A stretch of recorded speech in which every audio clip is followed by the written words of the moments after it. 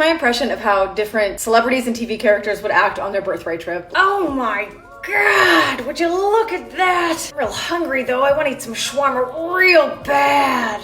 I couldn't help but wonder, as I navigated the bustling streets of Tel Aviv, were Blundstones and Birkenstocks the new Manolos? In a city where Israelis choose comfortable footwear over high heels, was I ready to trade in my stilettos for something a bit more grounded? Oh, right, of course, my name tag, how could I forget? Ross! A crying of dust in my eye, but I just wish this trip was longer. I'm just really gonna miss you guys.